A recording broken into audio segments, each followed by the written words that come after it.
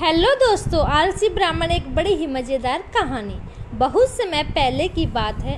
एक गांव में एक ब्राह्मण अपनी पत्नी और बच्चों के साथ रहता था। उसकी ज़िंदगी में बेहद ही खुशहाल थी। उसके पास भगवान का दिया सब कुछ था। सुंदर सुशील पत्नी, होशियार बच्चे, खेत जमीन, पैसे थे। उसकी ज़मीन भी बेहद ही उपजाऊ थी, जिसमें वो जो चाहे फसल उगा सकता था।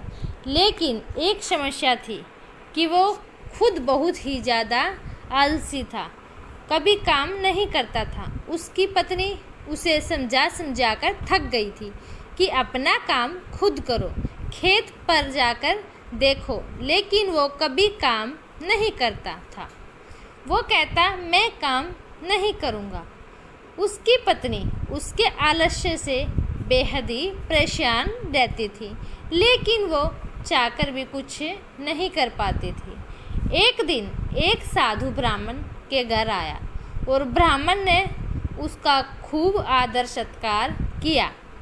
खुश होकर सम्मानपूर्वक उसकी सेवा की।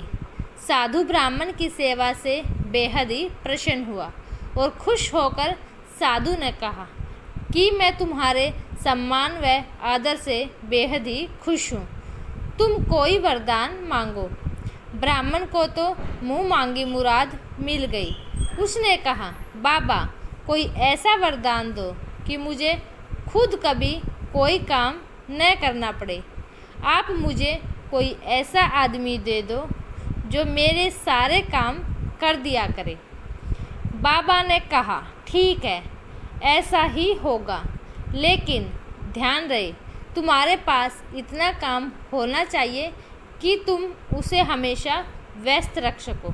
यह कहकर बाबा चले गए और एक बड़ा सा राक्षसनुमा जिन प्रकट हुआ। वो कहने लगा, मालिक, मुझे कोई काम दो, मुझे काम चाहिए। ब्राह्मण उसे देखकर पहले तो थोड़ा डरा और सोचने लगा। तभी जिन बोला, जल्दी काम दो, वरना मैं तुम्हें खा जाऊंगा। ब्राह्मण ने कहा, जाओ और जाकर खेत में पानी डालो।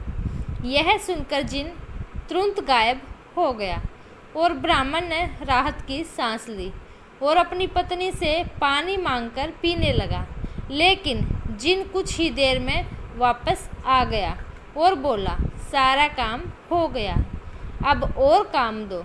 ब्राह्मण घबरा गया और बोला कि अब तुम आराम करो, बाकी काम कल करना। जिन बोला, नहीं, मुझे काम चाहिए, वरना मैं तुम्हें खा जाऊंगा। ब्राह्मण सोचने लगा और बोला, तो जाकर खेत जोत लो, इसमें तुम्हें पूरी रात लग जाएगी। जिन गायब हो गया। आलसी ब्राह्मण सोचने लगा कि मैं तो बड़ा चतुर हूँ। वो अब खाना खाने बैठ गया। वो अपनी पत्नी से बोला, अब मुझे कोई काम नहीं करना पड़ेगा, अब तो जिंदगी भर का आराम हो गया। ब्राह्मण की पत्नी सोचने लगी कि कितना गलत सोच रहे हैं उसके पति। इस बीच वो जिन वापस आ गया और बोला, काम दो, मेरा काम हो गया, जल्दी दो, वरना मैं तुम्हें खा जाऊंगा। ब्राह्मण सोचने लगा कि अब तो उसके पास कोई काम नहीं बचा, अब क्या होगा। इसी बीच ब्राह्मण की पत्नी बोली, सुनिए, मैं इसे कोई काम दे सकती हूँ क्या? ब्राह्मण ने कहा, दे तो सकती हो, लेकिन तुम क्या काम दोगी? ब्राह्मण की पत्नी ने कहा, आप चिंता मत करो, वो मैं देख लूँगी। वो जिन से मुखातिब होकर बोली, तुम बाहर जाकर हमारे कूते मोती की पूँछ सीधी कर दो।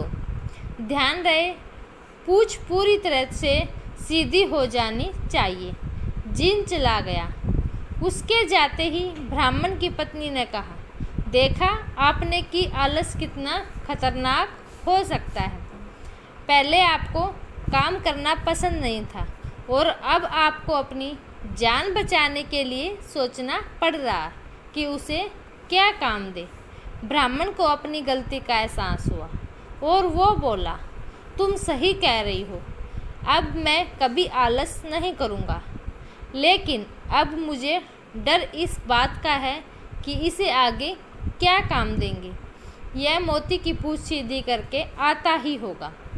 मुझे बहुत डर लग रहा है, हमारी जान पर बन आई है। अब तो यह हमें मार डालेगा। ब्राह्मण की पत्नी हंसने लगी और बोली, डरने की बात नहीं है, चिंता मत करो। वो कभी भी मोती की पूंछ सीधी नहीं कर पाएगा। वह जिन लाख कोशिशों के बाद भी मोती की पूंछ सीधी नहीं कर पाया। पूंछ छोड़ने के बाद फिर टेढ़ी हो जाती। रात भर वो यही करता रहा। ब्राह्मण की पत्नी ने कहा, अब आप मुझसे वादा करो कि कभी आलस नहीं करोगे और अपना काम खुद करोगे।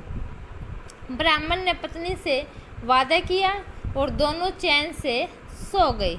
अगली सुबह ब्राह्मण खेत जाने के लिए घर से निकला तो देखा जिन मोती की पूंछ ही सीधी कर रहा था। जिसने जिन को छेड़ते हुए पूछा, क्या हुआ, अब तक काम पूरा नहीं हुआ क्या? जल्दी करो, मेरे पास तुम्हारे लिए और भी काम है। जिन बोला, मालिक मैं जल्द ही यह काम पूरा कर लूँगा।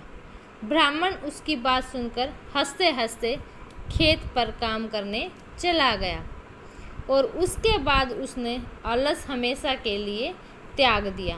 सीख, आलस्य ही मनुष्य का सबसे बड़ा दुश्मन है।